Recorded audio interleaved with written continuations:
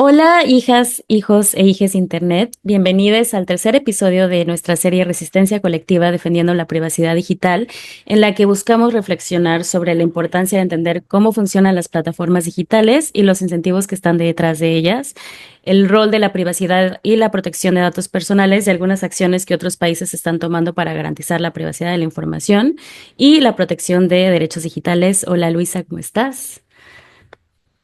Hola amor, muy bien, gracias, muy contenta de estar aquí.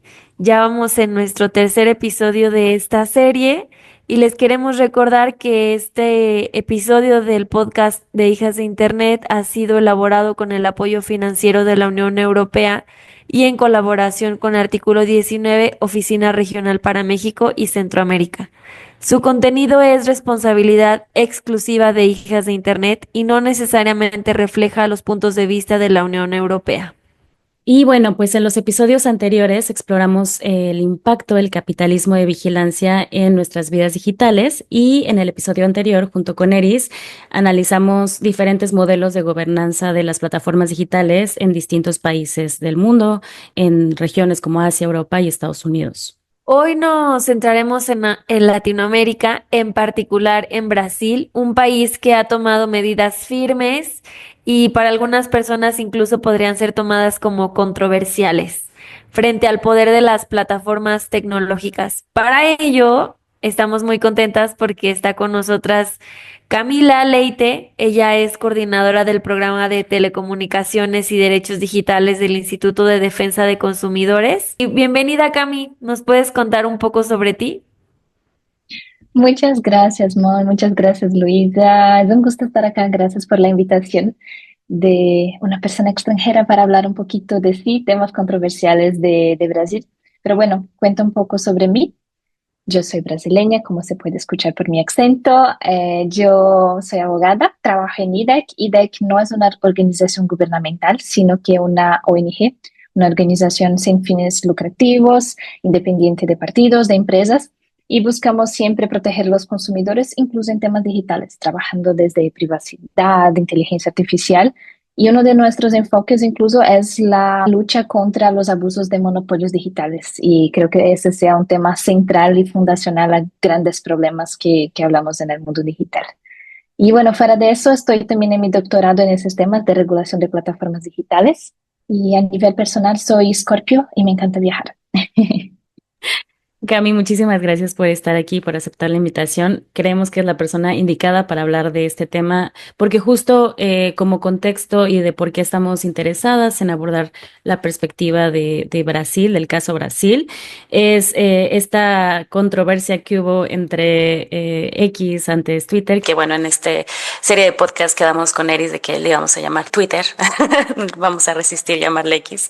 Y justo esta controversia que hubo con el Supremo Tribunal Federal de Brasil, que ordenó la suspensión de Twitter el año pasado tras la negativa de nombrar un representante legal en el país y de incumplir pues ciertas órdenes de moderación de contenidos del juez Alexandre de Moraes, ministro del Supremo Tribunal Federal de Brasil. Esta decisión tiene antecedentes políticos muy relevantes, las elecciones del 2022 y el ataque al Congreso brasileño cuando simpatizantes del expresidente Jair Bolsonaro irrumpieron en la sede del Congreso como protesta por la victoria de Lula da Silva en las elecciones.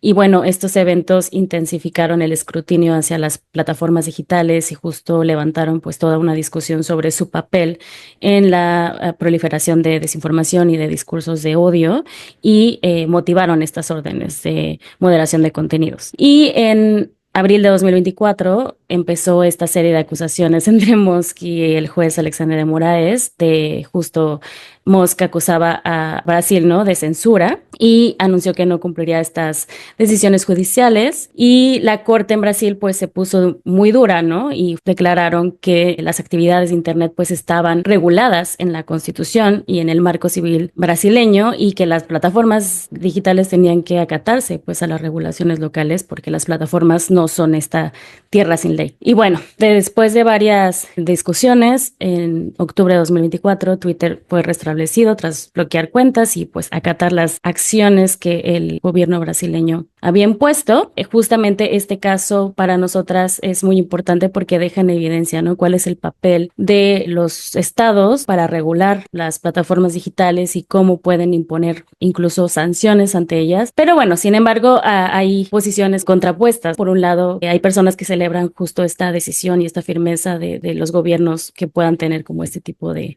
marco de acción para poner algún cierto límite o reglas hacia el comportamiento de las plataformas digitales. Pero pues también están estas críticas, ¿no?, de que estas medidas pueden violar la libertad de expresión. Y justo queríamos hablar contigo.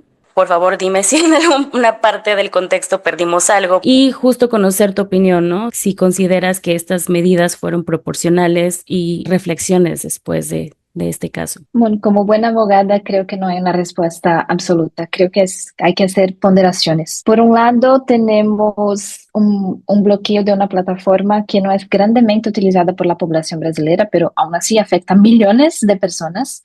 Por otro lado, tenemos una empresa que no cumple órdenes judiciales. Entonces, más allá de la soberanía, es sobre incumplimiento de reglas que están dispuestas.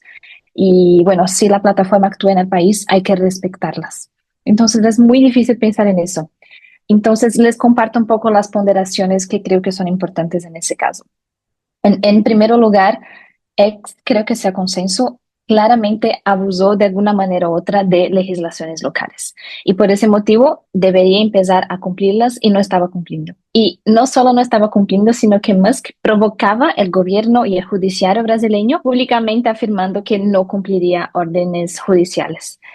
Además, hubo un escalonamiento de sanciones. Entonces, el bloqueo de una plataforma, podemos discutir si es una medida posible o no en términos de derechos humanos, pero es siempre el último caso.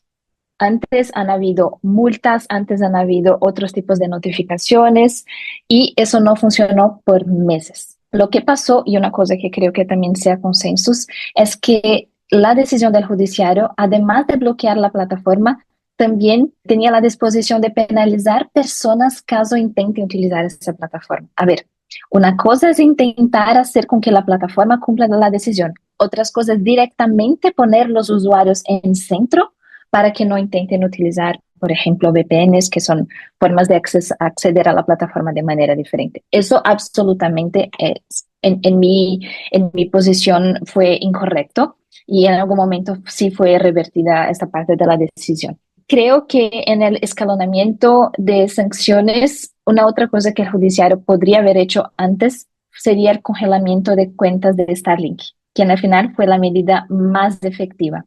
Entonces, considerando que Musk es dueño tanto de X, Twitter, cuanto de Starlink, y Starlink tiene cada vez más una fuerte actuación en Brasil, incluso controversial. Esta fue la manera que en el final funcionó. Entonces, tal vez el bloqueo no hubiera sido necesario si desde antes hubiera habido este bloqueo de cuentas de Starlink.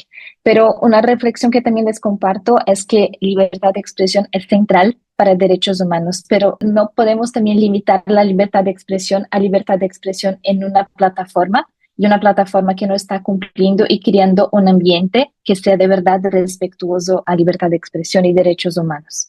Entonces, dejo mi respuesta un poco amplia acá. Creo que hay que hacer la última opción y creo que el judiciario brasileño pudiera haber hecho algo diferente, pero ¿cuál sería la solución caso nunca cumplan las decisiones? Es muy difícil hacer esa ponderación. Camila, yo te quiero preguntar cuáles son los mayores desafíos que enfrenta Brasil al intentar regular las plataformas digitales y cuáles son estos retos para la libertad de expresión.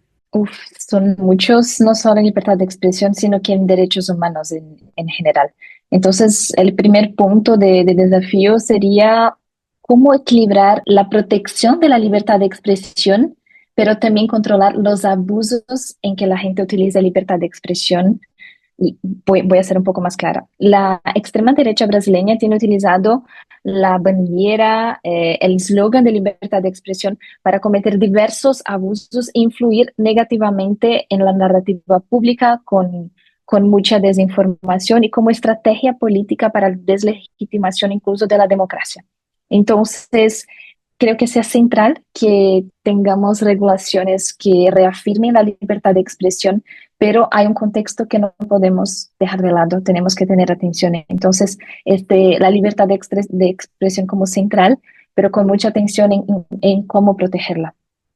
Un segundo punto es la falta de transparencia en la toma de decisiones regulatorias. Entonces, después les puedo compartir un poco sobre el PL de fake news que ha avanzado en Brasil, el PL 2630, pero hay muchos retos de cómo tener participación social y con, por ejemplo, con organizaciones de la sociedad civil que pueden traer esos problemas de cómo proteger la libertad de expresión, cómo hacer el equilibrio entre diversos derechos. Pero por otro lado, muchas veces hay poca transparencia de esos procesos de creación de normas, de leyes, incluso con mucha influencia del sector privado, especialmente el Big Tech. El poder económico de las plataformas no es solo económico, sino que también es un poder político. Y eso es muy claro cuando vemos el avance de regulaciones o la falta de avance de regulaciones de plataformas digitales. Y también el hecho de Brasil ser un país de la mayoría global, del sur global. Muchas veces las plataformas amenazan, por ejemplo, salir del país caso haya alguna regulación y siempre utilizan estrategias de deslegitimación de avances regulatorios. Eso no es, claro, limitado a Brasil, pero creo que sean retos muy grandes y por ese motivo hasta ahora no avanzamos en ninguna regulación digital. Justo lo que comentas, Cami, creo que es muy importante, sobre todo en esta discusión sobre la libertad de expresión en plataformas digitales, porque creo que es la base de muchas regulaciones. Y justo esta ley que comentas, que se le conoce como la ley de fake news, que básicamente es eso, ¿no? Como tratar de alguna forma regular el contenido, ¿no? Regulaciones basadas en la moderación de contenido. Y hay otro tipo de regulación que es más orientada a la competencia económica, que es algo que también nos interesa mucho abordar en esta serie de podcast. Y justo creemos que es muy importante que nos ayudes como a separar este tipo de conceptos, ¿no? Qué es una regulación basada en contenidos y qué es una regulación de competencia económica y cómo se está dando este tipo de regulaciones en el contexto brasileño. Está dando en el contexto brasileño de manera muy similar, pero no exactamente igual a la Unión Europea. Entonces ya sé que en el episodio anterior hablaron un poquito sobre los procesos europeos, por ejemplo, el GSA, Digital Services Act, y el GMA, Digital Markets Act. Y Brasil ha intentado hacer algo parecido, pero también considerando el contexto local. Y me explico.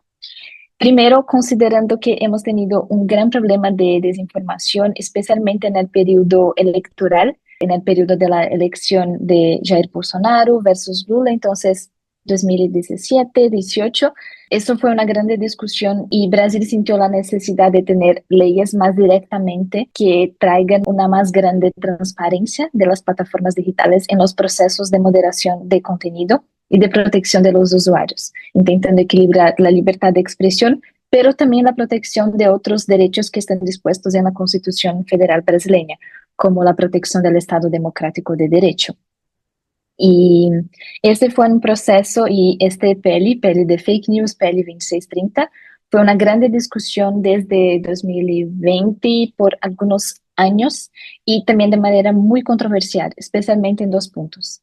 El momento en que las plataformas digitales han que tener responsabilidad por los contenidos que los usuarios suben y también, o sea, obligaciones relativas a la moderación o no de contenido y cuál es el equilibrio y el límite entre controlar el discurso, hacer moderación y dejar el contenido y esperar la notificación de usuarios, por ejemplo. Esa fue una discusión que avanzó por muchos años, pero en algún momento por falta de voluntad política eso no avanzó. Y había muchas cosas lo que mejorar en el proyecto de ley, pero creo que en algún momento sea sí necesario avanzar en ese tipo de regulación de mayor transparencia a moderación de contenidos, pero la situación es que eso está totalmente pausado en Brasil, también por la falta de una autoridad que podría implementar ese tipo de ley. Tenemos dudas quién podría ser esa autoridad. Y lo que me parece que está un poco más fructífero, un poco más posible en este momento, es una regulación, justo como has dicho, de regulación de mercados digitales. ¿Y cuál es la diferencia? El primer ejemplo que les he dicho es más sobre transparencia y moderación de contenido. Y el segundo son sobre aspectos más estructurales. Pensar que la mayor parte de los problemas del mundo digital son causados por las grandes plataformas tecnológicas, Big Techs, que tienen ese poder económico, que no es solo poder económico, también es poder político, pero muchas veces el poder económico es abusado. El poder económico no es un problema per se, pero hemos visto muchos abusos, y no solo en términos de competencia de plataformas que compiten con esas big techs, sino que también abusos a políticas de privacidad, a procesamiento de datos, por ejemplo, abusos contra consumidores y también abusos incluso en la narrativa pública. Controlan el debate público de la manera que quieren. Y por este motivo es muy importante avanzar en una regulación que decimos, una regulación de mercados digitales.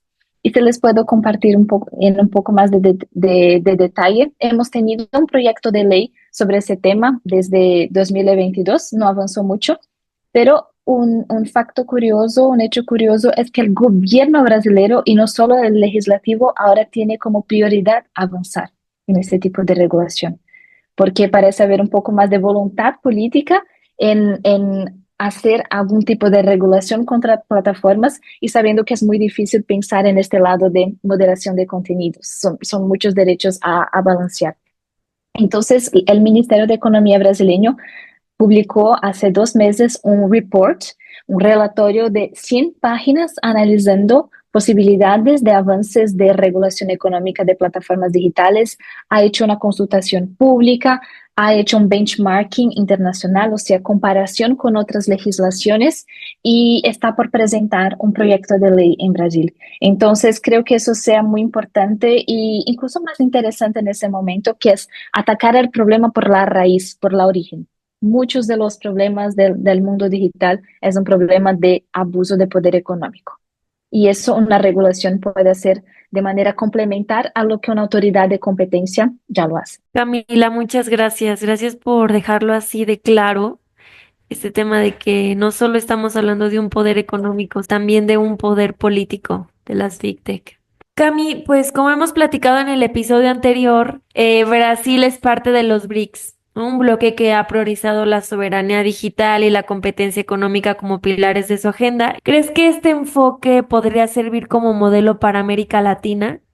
Especialmente ahora que México enfrenta cambios, sobre todo en sus instituciones regulatorias, que bueno, eso lo vamos a abordar en el siguiente episodio, que también nos gustaría mucho que lo escucharas, pero tú tienes el contexto, ¿no? De toda esta desaparición de la COFESE. Entonces, ¿tú crees que podríamos, que este enfoque nos podría servir como modelo, y qué enseñanzas podría tomar la región de esta colaboración con los BRICS? Eso está muy interesante, incluso porque Brasil es presidente del BRICS en este año, y el mundo digital no es una prioridad absoluta. Hay muchos temas económicos que son priorizados, pero por ejemplo, inteligencia artificial es uno de esos. Y hemos hablado un poco de este paquete digital de moderación de contenidos y transparencia, de competencia económica, y normalmente inteligencia artificial viene conjuntamente.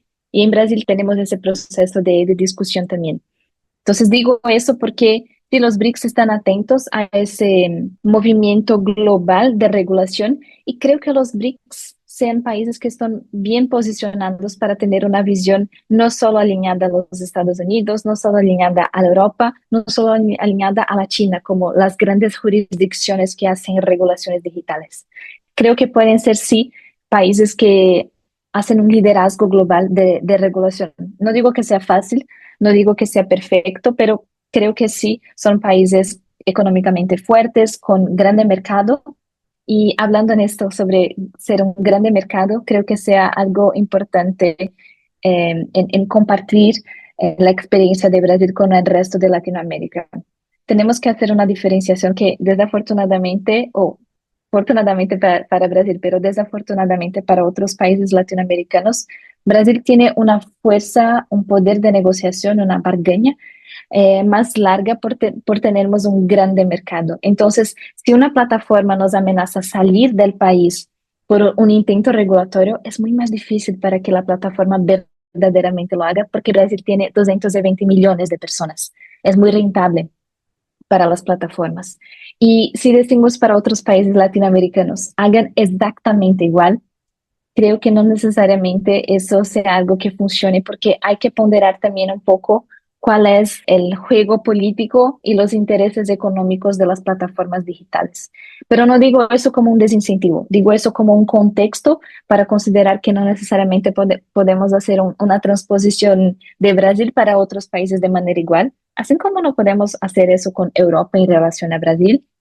Pero si Brasil o algún país latinoamericano como México puede avanzar algo, creo que eso da más fuerza para otros países latinoamericanos hacer el mismo. Y igual creo que la protección de personas usuarias, de personas en general, contra el poder y los abusos de poder de las plataformas son muy necesarios. Entonces, sobre enseñanzas, creo que avanzar en ese tipo de discusión es necesario, pero también la enseñanza es muy difícil avanzar. Brasil está discutiendo eso hace más de 5 años y no pudimos tener una regulación ya aprobada hasta ahora. Entonces, creo que la enseñanza es paciencia, voluntad política, insumos técnicos y participación social como algo central. Y comentaron ustedes sobre la situación de México y es muy triste ver la pérdida de autonomía de órganos originalmente autónomos. Y México sería un país también que podría tener un liderazgo en la región sobre esos tipos de movimientos contra the big techs. Y ahora creo que sea cada vez más difícil, lo que es muy triste. Y espero que estos órganos puedan tener soluciones de cómo tener una actuación independiente de alguna manera para proteger a las personas de México también contra las plataformas digitales. Sí, muchas gracias por esta reflexión, porque justo una de las principales motivaciones cuando estábamos un poco planeando esta serie de episodios es, y ya lo hemos comentado en otros episodios, es el hecho de esta situación en la que estamos en México, en la que regular implica que ciertos intereses políticos por ahí estén al frente, ¿no? Sobre todo cuando hablamos de moderación de contenidos, ¿quién modera el contenido? ¿Para qué intereses está pues funcionando esa moderación de contenidos? Y estamos en un gobierno que le interesa mucho cuidar de su reputación, por ejemplo, ¿no? Entonces, de verdad queremos que nuestro gobierno decida o regule qué puedes tuitear o qué puedes compartir en las redes sociales. Pues tal vez no, ¿no? Y aquí es donde la visión de competencia económica pues es un poco una luz en toda esta discusión en nuestro contexto mexicano, pero como lo comentas, pues tenemos también esta situación donde los órganos autónomos pues están desapareciendo, pero también se están creando nuevos y justo las invitamos, hijas de internet, a escuchar el siguiente episodio porque justo vamos a abordar, ¿no? Todas estas pues limitaciones, pero también oportunidades que puede representar hablar de una nueva instancia de competencia económica donde pues podamos tomar como referencia, igual no copy-pastear, porque como lo comentas, eso no es posible, pero sí tomar referentes de países donde están funcionando y donde las cosas se están moviendo y por eso creemos que es muy importante que estés aquí, Cami, compartiendo pues todas estas reflexiones, porque justo queremos conocer, ¿no? Cuáles son estas ventajas y desventajas de cada enfoque, principalmente orientado pues hacia la competencia económica, como lo comentas. Y si te puedo complementar, creo que es muy fructífero pensar en una regulación económica de plataformas digitales.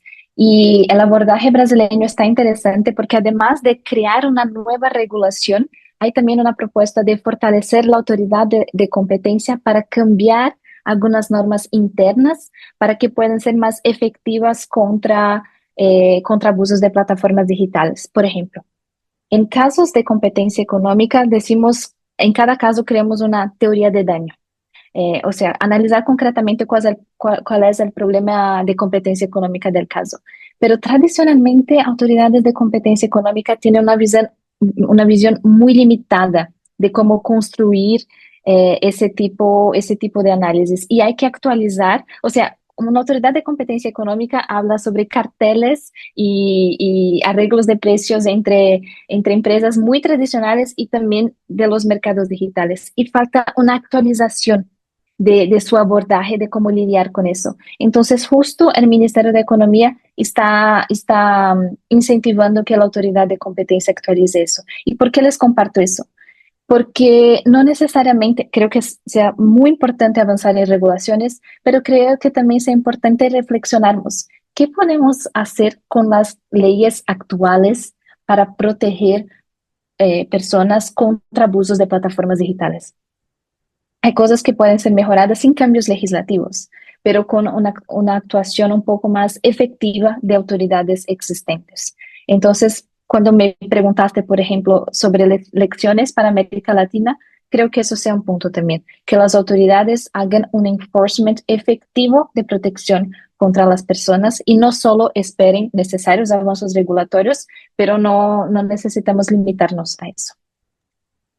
Cami, en ese sentido, ¿crees que esto que nos compartes fue lo que pasó en Brasil con el Poder Judicial que pues efectivamente hizo pues su trabajo, más que hablar de nuevas leyes? Sí, creo que eso sea un buen punto. O sea, no es solo sobre ese caso aislado, sino que también tener una manera de proteger el ordenamiento jurídico en el sentido de proteger derechos. Entonces, sí necesitamos aplicar las leyes existentes y obviamente haciendo la ponderación con diversos derechos, pero sí, creo que es un buen ejemplo. Cami, me encantó que nos decías como que sí señalar el tema de la población, por ejemplo, en Brasil, a diferencia de otros países en América Latina. Y yo te quiero preguntar qué otras lecciones que podamos aprender otros países de América Latina de la experiencia brasileña en la regulación de plataformas digitales. A ver, un poco les comenté, pero para intentar hacer un sum up de eso todo, es un poco repetir que hay muchos retos en avanzar regulaciones de ese tipo. Hay muchas dinámicas geopolíticas, hay mucho poder económico, pero sí, necesitamos avanzar en marcos regulatorios de manera transparente y de manera participativa. Entonces, también quiero reforzar eso, la participación de organizaciones de la sociedad civil, especialmente para hacer frente al poder económico y de lobby de las plataformas digitales. Eso es muy importante.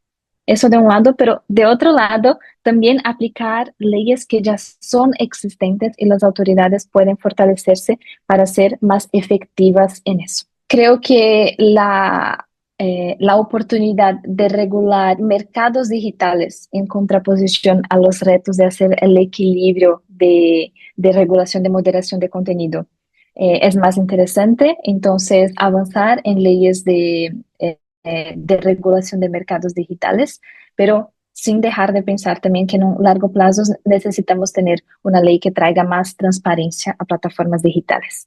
Y bueno, siempre derechos humanos tienen que estar en centro de eso todo, en toda esa ponderación. Espero también que haya algún tipo de cooperación entre países latinoamericanos para eso. No tenemos un bloque económico como en Unión Europea que sea unificado, pero creo que sea una lección muy importante para que se aprenda entre diferentes países. Y a ver, no es que Brasil sea perfecto. Les comenté, hay muchos retos, muchos errores, pero incluso el compartimiento de esas experiencias con otros países creo que sea muy importante para proteger a las personas. Pues sí, sí creemos que ningún país tiene ya la solución y justamente por eso queremos platicar sobre diferentes perspectivas, porque sí creemos que hay aprendizajes que ya tienen otros países y agradecemos mucho pues que nos hayas podido compartir sobre estas lecciones, sobre lo que falta y que desde Hijas de Internet pues vayamos construyendo, pensando sobre cómo le podemos hacer. Justo creemos que también desde sociedad civil tenemos muchas cosas que hacer en esta dirección de que comentaba sobre organizarnos, ¿no? Y justo este es el esfuerzo que estamos haciendo desde Hijas de Internet, ¿no? Tratar de rescatar todo el trabajo que se está haciendo porque muchos de estos avances han sido impulsados por sociedad civil en Brasil y a pesar de que cada vez tenemos condiciones más adversas a nivel global para poder continuar haciendo este trabajo, creemos que también la colaboración entre organizaciones y entre colectivas pues también es una potencial salida, sobre todo pues en la región de América Latina, que también a veces podemos estar un poco desconectadas. Cami, ¿algo que quieras compartir con las hijas de Internet antes de cerrar el episodio? Creo que ya hablé mucho sobre Brasil, pero me interesa mucho saber más sobre México, entonces yo emocionada para escuchar el próximo episodio. Y bueno, quiero agradecerles por la experiencia, fue súper leve, fue una buena conversación acá. Bueno, hablando sobre temas controversiales que no tenemos respuestas, pero una conversación muy necesaria. Entonces, felicidades por este podcast increíble. Qué bueno tuve la oportunidad de estar acá y aprender con ustedes y muchas gracias.